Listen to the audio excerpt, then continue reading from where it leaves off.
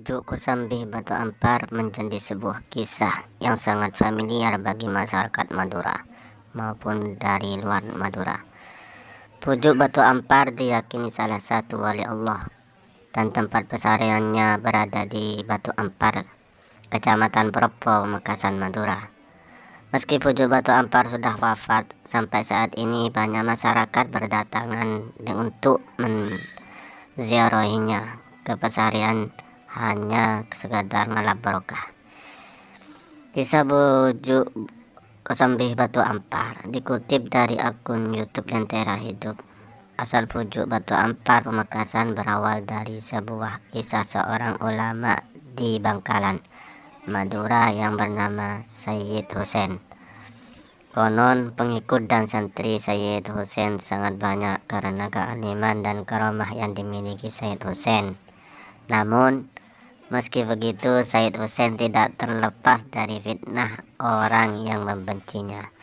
Suatu ketika, seorang yang iri dan benci kepada Sayyid Husain merekayasa berita bahwa Sayyid Husain dan pengikutnya telah merencanakan pemberontakan dan ingin menggulingkan kedudukan Raja Bangkalan.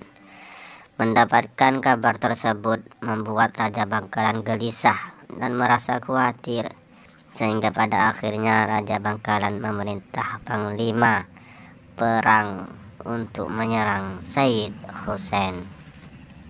Lalu Panglima kerajaan itu berangkat bersama sejumlah pasukan menjalankan perintah sang raja. Sesampainya di tempat tinggal Sayyid Husain, Panglima perang kerajaan Bangkalan tanpa berpikir dan tanpa bukti yang kuat langsung membunuh Sayyid Husain yang lagi beristirahat. Konon Sayyid Husain dikubur di perkampungan tersebut. Setelah membunuh Sayyid Husain, Panglima dan sejumlah pasukan kembali ke kerajaan dan melaporkan kepada Raja Bangkalan bahwa Sayyid Husain sudah dibunuh. Berselang beberapa hari dari wafatnya Sayyid Husain, Raja Bangkalan baru mendapatkan informasi bahwa rencana pemberontakan yang akan dilakukan Sayyid Husain itu tidaklah benar, melainkan fitnah yang dilakukan oleh seorang yang iri dan benci kepada Sayyid Husain, sehingga membuat Raja Bangkalan menyesali atas perbuatannya itu terhadap Sayyid Husain. Dan Raja Bangkalan pun bingung dengan cara apa dirinya menebus kesalahan itu.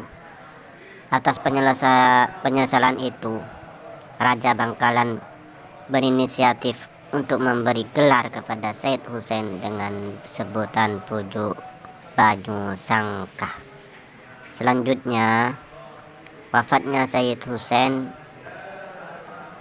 meninggalkan dua orang putra keturunan.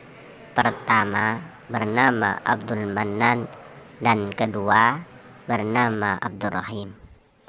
Setelah peristiwa tragis yang menimpa Sayyid Husain, Abdurrahim putra kedua Sayyid Husain melarikan diri ke desa Pire yang masih kawasan wilayah Bangkalan. Abdurrahim menetap di desa Pire sampai akhir hayatnya dan diberi gelar julukan Pucuk Pire. Sementara Abdul Manan pergi mengasingkan diri, menjauhi dari kekuasaan Raja Bangkalan. Hari demi hari dalam perjalanannya, Abdul Manan lalui dengan sengsara dan penuh dengan penderitaan. Hingga pada suatu hari, Abdul Manan tiba di suatu hutan yang sangat lebat di wilayah perbukitan Batu Ampar, Kabupaten Pamekasan.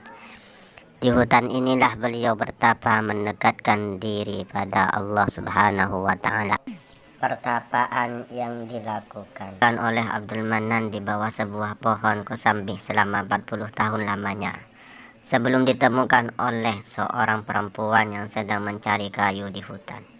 Dari situ Abdul Manan dijuluki Pucuk Kosambi. Singkat cerita, Abdul Manan atau Pucuk Kosambi dibawa ke rumahnya dan menikahkan dengan putri sulung perempuan tersebut. Konon putri sulung itu mempunyai penyakit di sekujur tubuhnya. Namun karena keikhlasan Abdul Manan di 40 hari dari pernikahannya, si sulung sembuh dari penyakit kulit yang menyelimuti sekujur tubuhnya. Bahkan berubah menjadi perempuan yang sangat cantik, sehingga kecantikannya tersiar kemana-mana. Dari pernikahannya, Abdul Manan atau Pujuk Kosambi dikaruniai 2 orang putra. Pertama Takihul Muqaddam dan Basaniyah atau Pujuk Tompeng. Setelah bertahun-tahun berdakwah, Abdul Manan wafat dan dimakamkan di Batu Ampar, sehingga sampai sekarang Abdul Manan dikenal sebagai Pujuk Kosambi atau sering dibilang Pujuk Batu Ampar.